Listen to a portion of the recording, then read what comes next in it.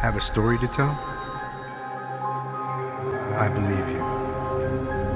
Ghost, cryptids, the unknown. Let's talk about it. This is My GhostCast.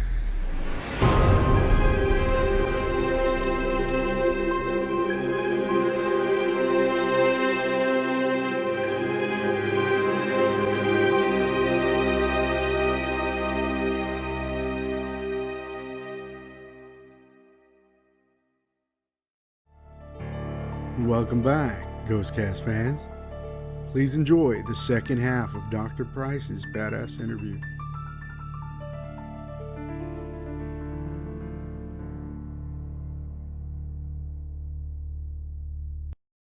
Welcome back to My GhostCast with our special guest, Dr. Patrick Price. Mr. Price, or Dr. Price, you're going to tell us a little about some history. Is All right, one of my favorite subjects. Yeah, thanks for having me back. Well, one thing we did talk before, but one thing I think the public is really unaware of is how much history is involved. And you want to say ghost stories, but all these spiritual interactions since the beginning, probably to 2500 AD with the Assyrians. The Assyrians had the first records of spirits and entities and demons, things like this. Then the Egyptians and the Chinese. So there's a lot of history that's been there before us.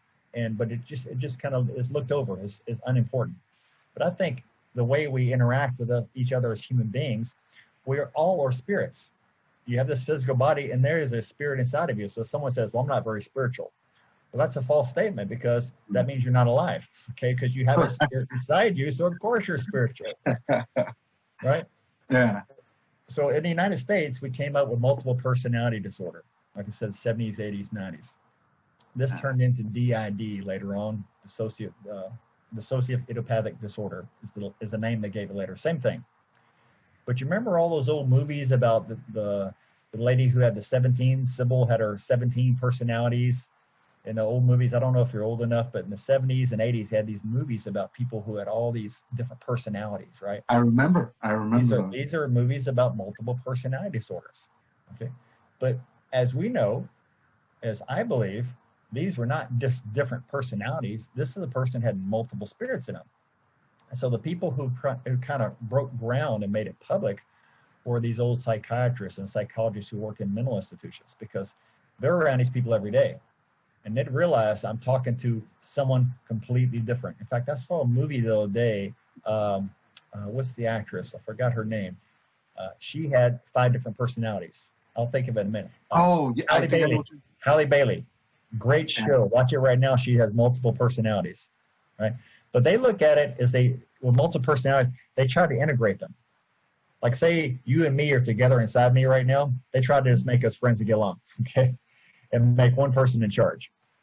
Yeah. Well, according to William Baldwin, Edith Florey, Dr. Moody, the current, some people are still alive, some are not. That is never going to happen because the other spirits are still there. Even from the 1920s. The guy, Wicklund, we talked about earlier, he developed a device to shock the person and make the spirit bounce out of the body. And his wife was a medium. And she would actually have the spirit leave that person's body because it had this physical element and would go into her body. And you can imagine those days, you're like a witch being a medium, right? Well, yeah. She had the ability to let the spirit come inside her body. Remember, 30 Years Amongst the Dead is his book. And so when the spirit went in her body, they could question who they were. And she says, "Hey, my name is Katie Lane. I'm born here. I was run over by a wagon. A horse ran me over." And so she would know who they were and interview them, who the spirit was. So this was not made up, very real stuff. And then she would have other people help to remove the spirit and help it go back to the light. That's why Holotropic Mind, Stan Solaski, wrote a book. He was using LSD back in the 70s legally to put people in LSD and help them to remember their past lives, their address, their age, who they were, what their job was, and details. The Holotropic Mind, great book. But then they says, okay, you can't use LSD anymore. He learned to do a breathing technique. And this breathing technique, they could bring about the same effect. And with that, they were able to interview the person, who they were, who they once were, where they lived, how old they were, how they died. Okay. So the technique over the years I've used, we call it a spirit release technique. We help put a person in a certain state and then interview the spirits.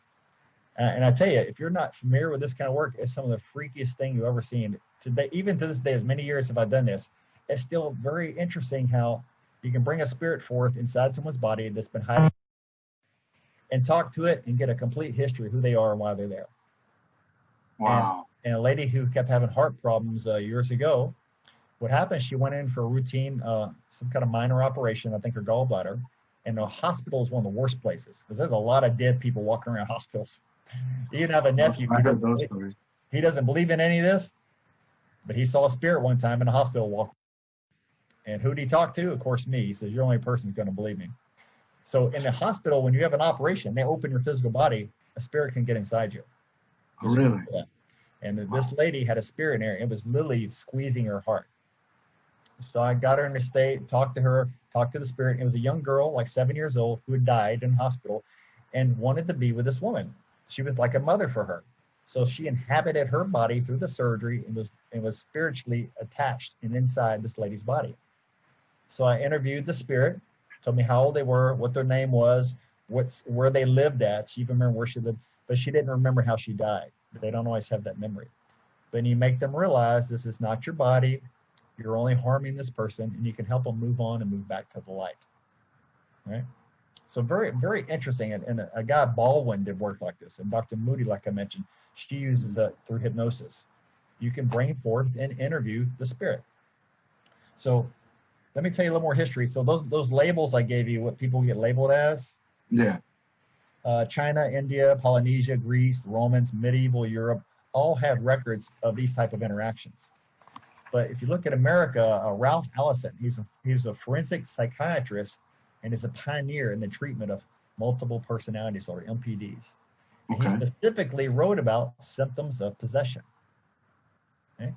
And they talked about different levels of possession, obsessive compulsive neurosis people have. Yeah. Do stuff over and over. That's a spirit involvement.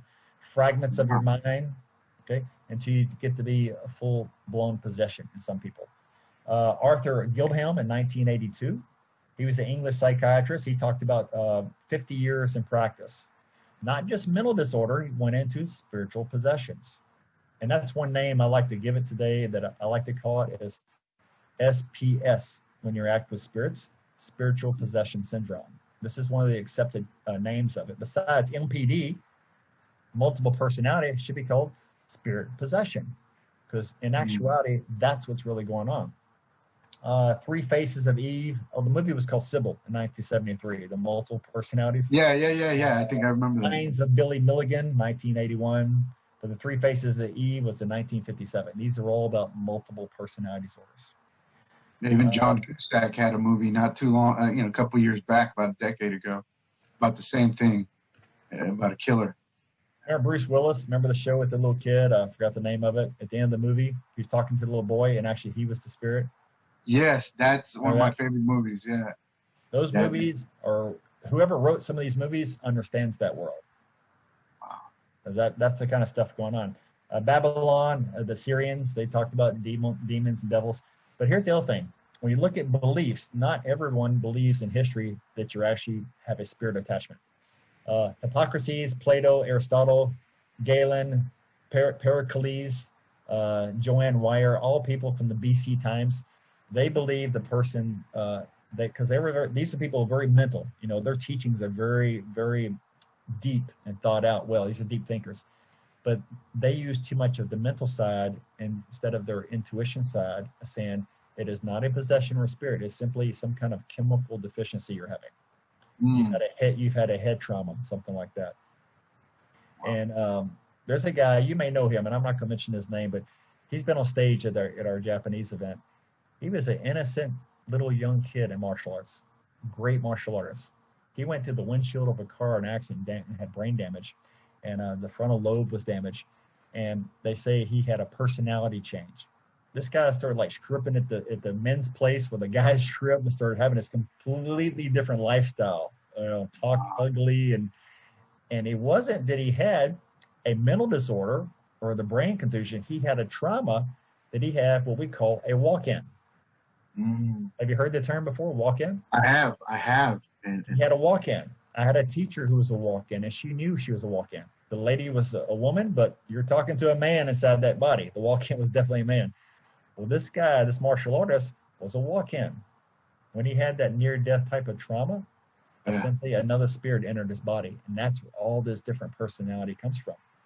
That makes sense. I think I know what you're talking about. In the medical world, we call it, oh, he just had a personality disorder or change. No. I don't have his name. He witnessed the guy at a bar fall down drunk on the ground. When the guy had the drunk, he convulsed around and stood up, and he was somebody else, talking even in a different language. He was possessed. Wow. So think about that when you drink too much, guys. Yeah, I've seen that. It's funny you say that. There was a kid. I'll try to go around the subject because I know he's a kid. But he,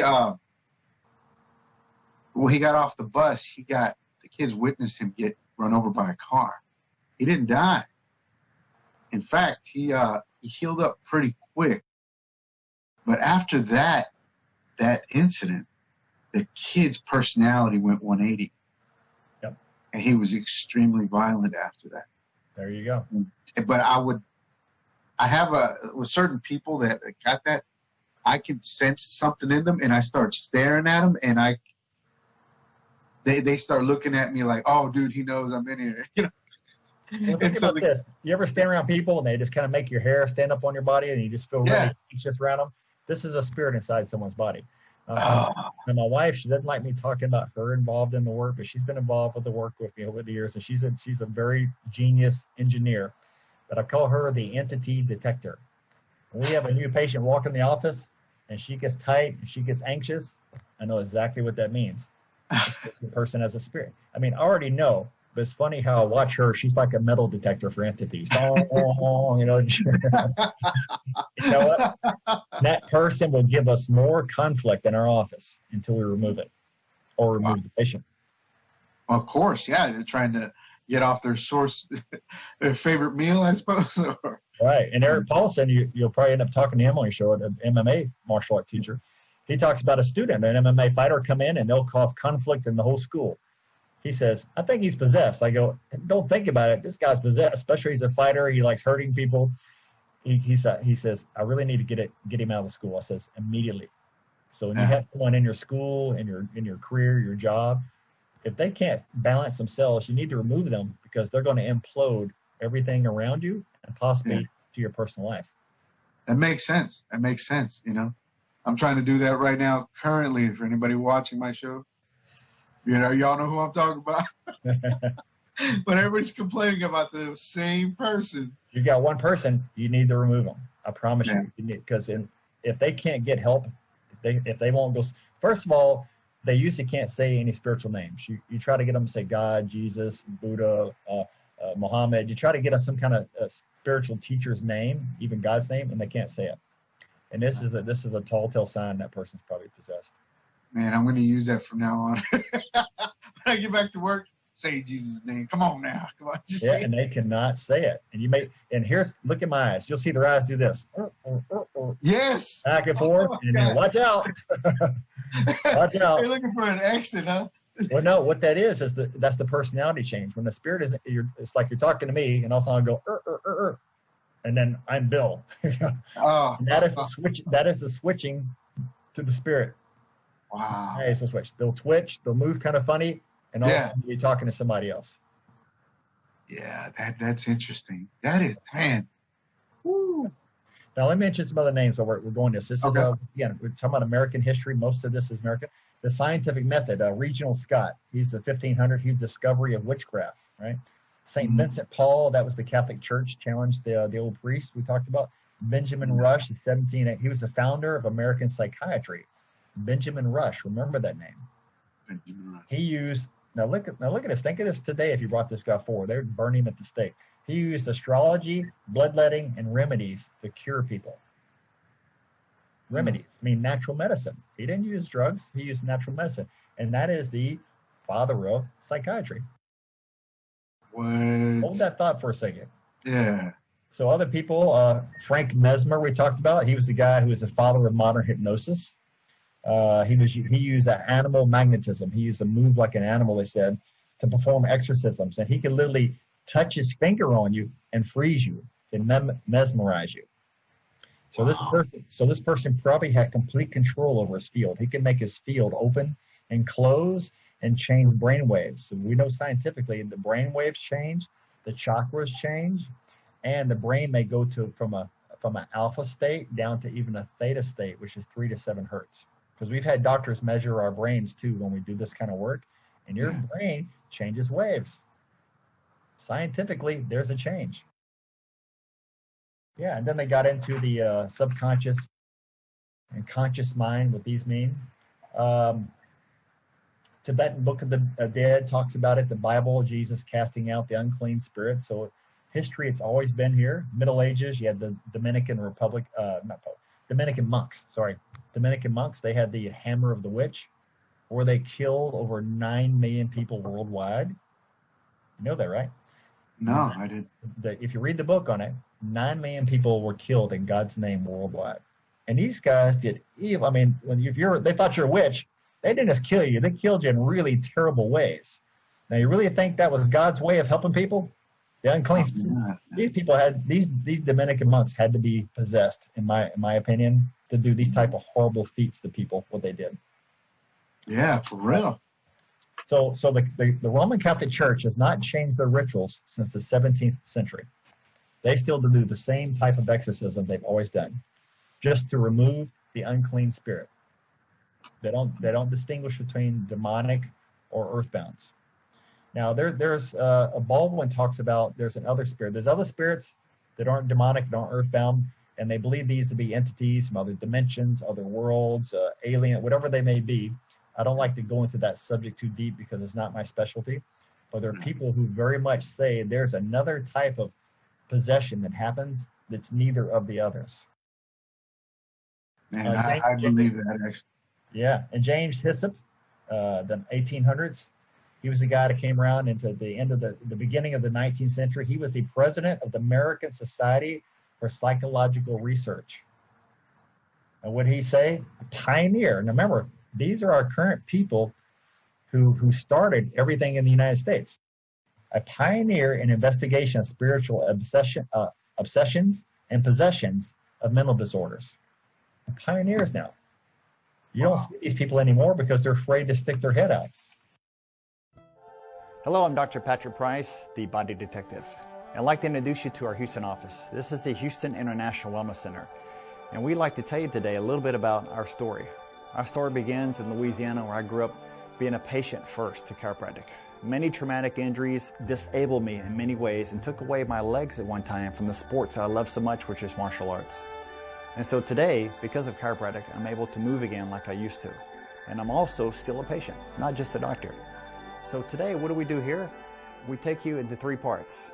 We work on your physical body, the chiropractic, but plus techniques I've learned from around the world, working with shaman, medicine men, medical intuitives, these type of people. And then we do the detox and cleansing. That's very important just as well. And working with deficiencies you may have in supplements.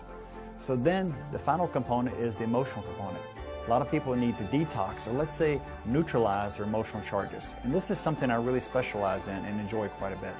So those 3 parts are essential: physical body, chemistry, and emotional body. So here in our office, we take those challenging cases and we try our best to solve the mystery. And once again, I'm Dr. Patrick Price, the Body Detective, challenging you to come visit us here at our Houston office. You take care.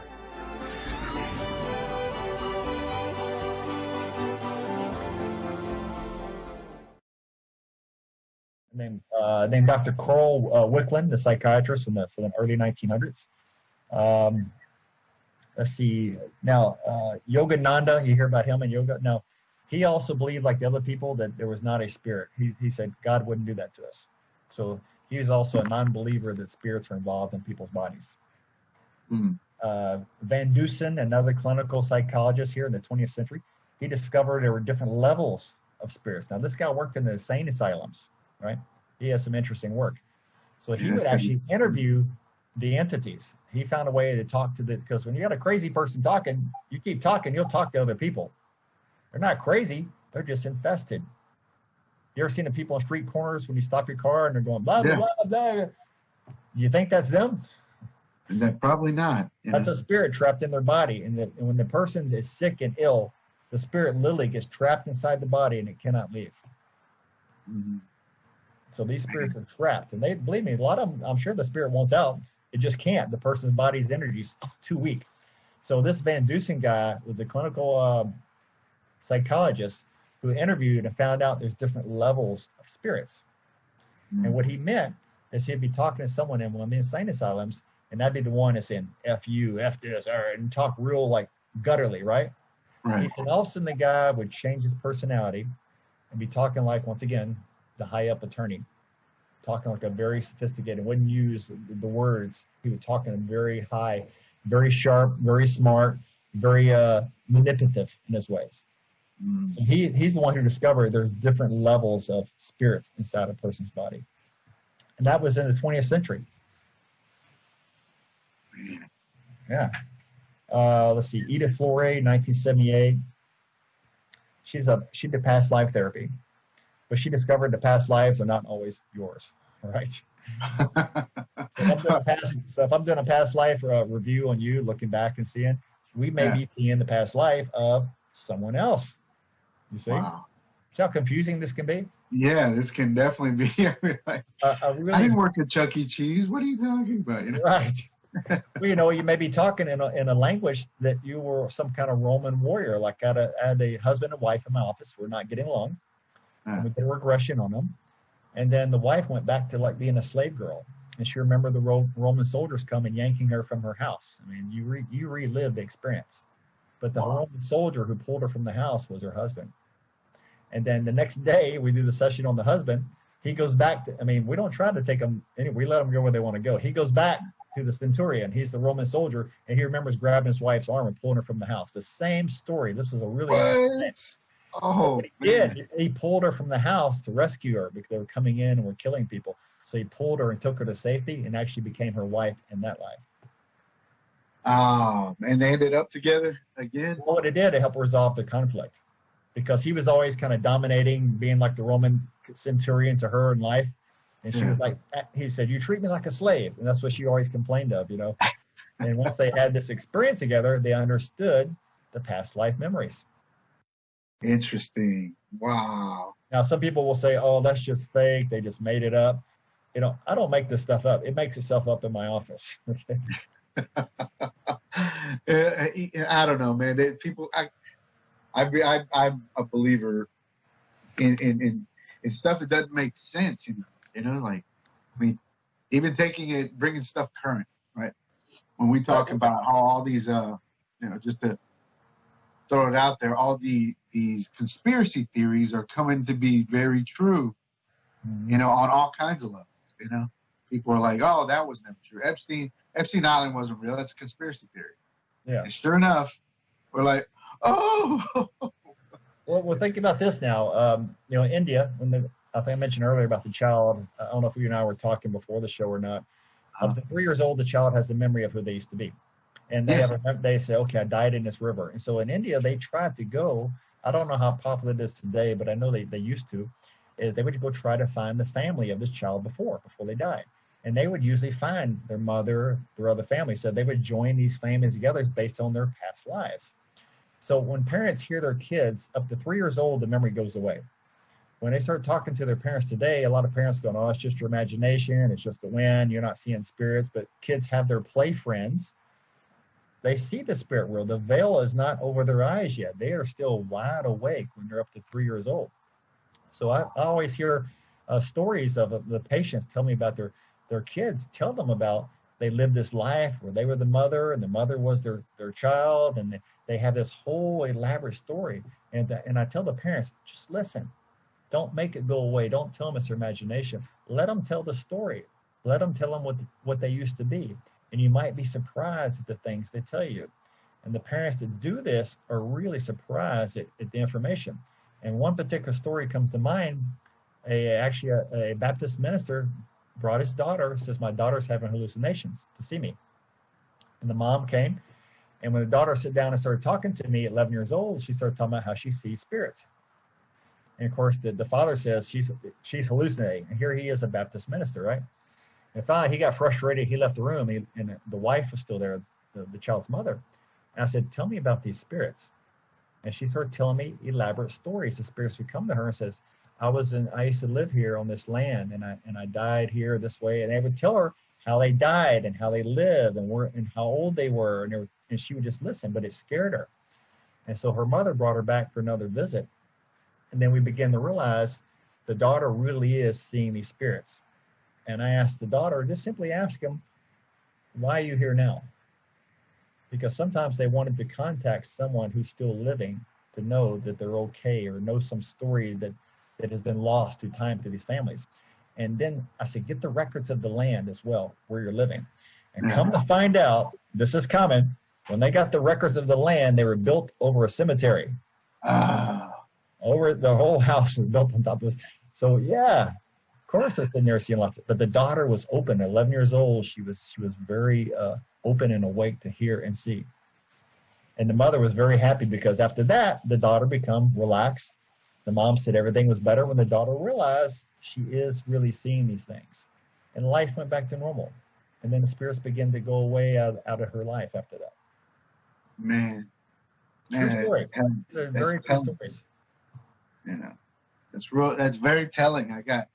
My sister's got similar experiences, you know, and she would experience kind of the things that I'd always tell my parents, hey, you know, I'm seeing this, or I'm hearing this, and stuff's moving around, you know, and when I sleep, I can't sleep. I needed white noise because I could feel things moving near, close, and far, and something followed me for a while. And I just remember, it's so funny because it's actually my sister brought it up to me back. It wasn't until she was in her 20s. And she told me about an incident when she was about 7 or 8. And she was at this apartment in San Antonio that I was just having so many jacked up experiences in this really old ghetto apartment. And I just remember walking out, and she was like shaking, and she just held me tight, and she never spoke about it until like almost 10 years later, 11 years later. And she said, well, I wind up seeing something. I saw something. As soon as you left the room, I saw something. And it creeped me out. It was a short little creature looking thing, and it was right there. But she said, I was out of the room for about 15 seconds, 30 seconds. And as soon as I came in, it disappeared. And she's like, I go, how come you didn't say anything? She goes, well, they never believed you. Why would they believe me? You know, I'm like, well, those are the stories that usually come to me. People go, you know what? I know no one else is going to believe me, so I'm going to tell you. Yeah. So I'm used to it. And I've heard so many stories over the years because I'm open to it and I'm awake enough to understand this is very real. Just because you don't see it doesn't mean it doesn't exist. But if you want to see it, sometimes you may have difficulty seeing things. But you said San Antonio, you go to the Alamo, you go walk around the outside where all those people died, and there's a good chance you can have a ghost experience. And then you know about the Menger Hotel, right? Yep. The Menger Hotel right across the street. Well, actually, friends of mine a long time ago, some friends go, let's have a ghost trip. Well, I'm already feeling and seeing spirits. I'm like, I don't know if I want to do this. I already see this stuff. We went over there, and my friend goes, we want to stay in the most haunted room there is. And they go, oh, that's on the 3rd floor. I'm like, great. You know? 3rd floor, yep. And sure enough, there were so many experiences happening that one night staying there. I said, like, I have enough of this already. I don't need to have overwhelming spirits. But if you don't believe in those things, you go to the Alamo, you go stay at the Menger Hotel at night, and you go walk around after 10 p.m. at night and don't see if you don't have some kind of creepy sensations. There's a lot of spirits floating around that area because of all the death, all the war. Yeah, all the death. Yeah, I had a lot of friends that were part of the Bexar County Sheriff's Department, and different friends in law enforcement, and they hated the night shift at the Alamo. I mean, everyone's like, dude, I don't want the night shift. It's like, I don't want to do the night shift at the Alamo. Right. I was in Tennessee. I went to Memphis, Tennessee. Chattanooga. What I did not know was during the Civil War, that was a huge place of war. There's a river that goes to there. I forgot the name of the river. Maybe it's the Red River. I don't know, but on both sides, one side of the river was the north, and the other side is the south. So these are people who are related to families. So as they said, in this one area, I went to this huge house on the river, and I'm just going there with friends just to go visit. And then they're telling me they walked down to this area by the water, and one of the people goes, by the way, this is where brother killed brother. I go, what do you mean? They said, some believed in the north, some believed in the south, and so they all killed each other, even brothers, in battle right here where you're standing. And, Wow. and I'm like going, okay, I need to leave now because I know what's going to happen. And believe me, when you start to hear and see and spirits know that you can see them, they will come to you. And they didn't come to me to scare me, to haunt me. They come to let me know they're there and communicate to you. And if you're open to it and you just relax, no one's coming to possess you or connect to you that way. But some of them wanted to go to the other side. And anybody, not me being specialist in this area, any human being has the ability. It says it in the Bible, it says it in the Quran, it says it in all these spiritual teachings. Every human being has the ability to help spirits move on.